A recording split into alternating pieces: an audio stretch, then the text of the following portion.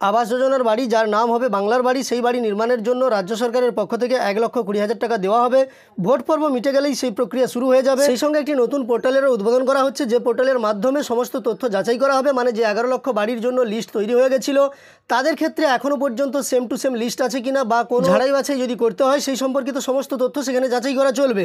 আপনাকে আজকের ভিডিওতে এই সম্পর্কিত সমস্ত তথ্য দেবো, তাই ভিডিওটি অবশ্যই আপনারা দেখতে থাকুন। নমস্কার বন্ধুরা, আমি আপনাদের সঙ্গে অতনু চক্রবর্তী এবং আপনারা দেখছেন আমি অতনু ইউটিউব চ্যানেল। আমার দেওয়া তথ্যগুলো আপনাদের উপকারে এসে থাকলে একটি লাইক করে আমাদের উৎসাহিত করবেন। সেই সঙ্গে এই ধরনের তথ্য প্রতিনিয়ত পাওয়ার জন্য চ্যানেলের সঙ্গে যুক্ত থাকতে চ্যানেলটিকে সাবস্ক্রাইব করে পাশে থাকা নোটিফিকেশন বেল আইকনটা অল করে রাখবেন। আপনারা জানেন, বেনিয়মের অভিযোগের কারণে প্রধানমন্ত্রী আবাস যোজনায় বাড়ি নির্মাণের টাকা কেন্দ্র সরকার থেকে এই রাজ্য সরকার অর্থাৎ এই পশ্চিমবঙ্গ সরকারকে দেওয়া বন্ধ করা আছে। সে কারণে গত ডিসেম্বরে একটা ফাইনাল লিস্ট ১১ লক্ষ বাড়ির জন্য যদিও রেডি করা হয়েছিল, তারপরেও এখনও পর্যন্ত আবাস যোজনা বা প্রধানমন্ত্রী আবাস যোজনার টাকা তারা পাননি। এবং বাজেট পেশের সময় যেমন উল্লেখ করা হয়েছিল রাজ্য সরকারের পক্ষ থেকে, সেই সঙ্গে প্রতিটি মিটিংয়ে আপনারা দেখতে পাচ্ছেন মুখ্যমন্ত্রী মমতা বন্দ্যোপাধ্যায় জানিয়ে দিচ্ছেন যে আবাস যোজনার বাড়ি নির্বাচন প্রক্রিয়া মিটে গেলে এই ডিসেম্বরেই একটি কিস্তি এবং পরের বছর আরেকটি কিস্তি দিয়ে দেওয়া হবে। তো এই আবাস যোজনায় বাড়ি নির্মাণ করার জন্য যে ১১ লক্ষের লিস্ট ছিল সেই ১১ লক্ষের লিস্ট কিন্তু আরও একবার রাজ্য সরকারের পক্ষ থেকে ঝাড়াই বাছাই করা হবে। তার জন্য নতুন পোর্টাল তৈরি করা চলছে। এই সম্পর্কিত তথ্যই আমরা দেখব। তো দেখুন, এই নিয়ে প্রকাশিত একটি প্রতিবেদনে জানানো হয়েছে, কেন্দ্র টাকা না দিলে আবাস যোজনার ১১ লক্ষ উপভোক্তার বাড়ি তৈরির টাকা দেবে নবান্ন। বাজেটেই একথা জানিয়ে দিয়েছিল রাজ্য। ১০০ দিনের কাজের পাশাপাশি আবাস যোজনায়ও বাংলার প্রতি কেন্দ্রের বঞ্চনা লোকসভা নির্বাচনে বিজেপির বিরুদ্ধে তৃণমূলের প্রচারের অন্যতম হাতিয়ার। প্রতিটি নির্বাচনী সভায় আবাস যোজনা নিয়ে ঝড় তুলেছেন তৃণমূল সুপ্রিমো মমতা বন্দ্যোপাধ্যায়। একই সঙ্গে মানুষের কাছে পৌঁছে দিচ্ছেন বাড়ি তৈরির গ্যারেন্টি। নির্বাচন মিটলেই এই প্রতিশ্রুতি পূরণের কাজ শুরু করতে এখন থেকেই কোমর বাঁধতে শুরু করেছে রাজ্য প্রশাসন। তৈরি রাখা হচ্ছে একটি পৃথক পোর্টাল। এই পোর্টালের মাধ্যমে বঞ্চিত আবাস উপভোক্তাদের বাড়ি তৈরির টাকা দেবে রাজ্য। এক আধিকারিক জানান, এই প্রকল্প পূর্ব ঘোষিত, ফলে নির্বাচনের সময় প্রস্তুতির কাজ চালাতে কোনো বাধা নেই। এখন পোর্টাল থেকে শুরু করে অন্যান্য প্রয়োজনীয় পরিকাঠামো তৈরির কাজ সেরে রাখা হচ্ছে।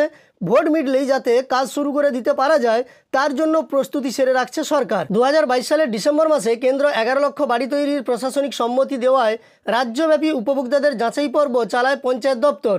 তখনই তৈরি হয় চূড়ান্ত তালিকা। তাহলে তালিকাভুক্ত উপভোক্তাদের অ্যাকাউন্টে টাকা পাঠানো ছাড়া ভোট মিটলে আর নতুন কী কাজ থাকতে পারে রাজ্য সরকারের? সূত্রের খবর, টাকা দেওয়ার আগে ফের একবার উপভোক্তাদের বর্তমান পরিস্থিতি যাচাই করে নেওয়া হবে। এক্ষেত্রে আমি প্রথমে ভিডিওর শুরুতে একটি ভুল বলেছিলাম, সংশোধন করে নিচ্ছি। ২০২৩ বলেছিলাম বা এর আগের ডিসেম্বর, ২০২৩-এর ডিসেম্বর বলেছিলাম, সেটা ২০২২-এর ডিসেম্বর হবে।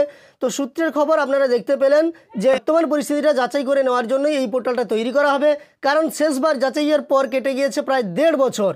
এই সময়কাল অনেকে টাকা পয়সা জোগাড় করে বাড়ি তৈরি করে ফেলেছেন, অনেকে হয়তো অন্যত্র চলে গিয়েছেন। এসব দিক খতিয়ে দেখে তবেই টাকা ছাড়া হবে, যা যথেষ্ট সময় সাপেক্ষ। সেই কারণে ডিসেম্বর মাসে রাজ্য বাড়ি তৈরির প্রথম কিস্তির টাকা ছাড়বে বলে জানিয়েছেন মমতা। অর্থাৎ আপনারা বুঝতে পারলেন যে আগের যে ১১ লক্ষ লিস্ট ছিল তারা যে প্রত্যেকে পাবে এমনটা কিন্তু নয়। অনেকেই বাড়ি তৈরি করে নিয়েছেন, তারা আর টাকা পাবেন না। অনেকে এই স্থান ত্যাগ করে চলে গেছেন, তারা টাকা পাবেন না। নতুন করে কিছু নাম হয়তো এর সঙ্গে এন্ট্রি করা হবে, সেটাও হতে পারে। সূত্রের খবর, এই পোর্টালের কার্যকারিতা নিয়ে কয়েক দফা বৈঠকও সেরে ফেলেছেন পঞ্চায়েত দপ্তরের আধিকারিকরা। প্রশাসনিক মহলের ব্যাখ্যা, বর্তমান মোদি মমতার গ্যারেন্টি নিয়ে সরগরম রাজ্য রাজনীতি। সেক্ষেত্রে আবাসের টাকা দেওয়ার জন্য রাজ্য প্রশাসনের এই তৎপরতা যথেষ্ট গুরুত্বপূর্ণ। অন্যদিকে কর্মশ্রী প্রকল্পের অধীনে প্রয়োজনে ৬০ দিনের কাজ দেওয়া হবে বলে জানিয়েছেন মমতা। আগে থেকেই চালু ছিল এই প্রকল্পের পোর্টাল। এবার তাতে উঠে আসা তথ্যের ভিত্তিতে পর্যালোচনার কাজ চালাচ্ছেন দপ্তরের আধিকারিকরা। অর্থাৎ এই সংবাদের মাধ্যমে আমরা বুঝতে পারলাম যে আগামী ডিসেম্বর মাসে বা ২০২৪-এর ডিসেম্বর মাসে বাড়ি তৈরির জন্য প্রথম কিস্তির টাকা রাজ্য সরকারের পক্ষ থেকে দেওয়া হবে, যা বিভিন্ন মিটিংয়ে মমতা বন্দ্যোপাধ্যায় জানিয়েছিলেন।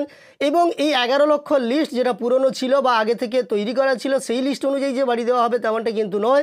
তার সঙ্গে কিছু সংযোজন বা বিয়োজন ঘটবে। সেই কারণে নতুন পোর্টাল নির্ণয় করা হচ্ছে বা নির্মাণ করা হচ্ছে। রাজ্য সরকারের এই পোর্টালে সমস্ত তথ্য থাকবে।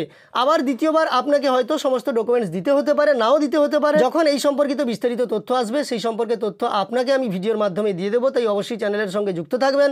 আর আমার দেওয়া এই তথ্যগুলি আপনার যদি উপকার এসে থাকে একটি লাইক করবেন। এই ধরনের আরও তথ্য পাওয়ার জন্য চ্যানেলটিকে সাবস্ক্রাইব করে অবশ্যই পাশে থাকবেন। ভিডিওটি শেষ পর্যন্ত দেখার জন্য অসংখ্য ধন্যবাদ।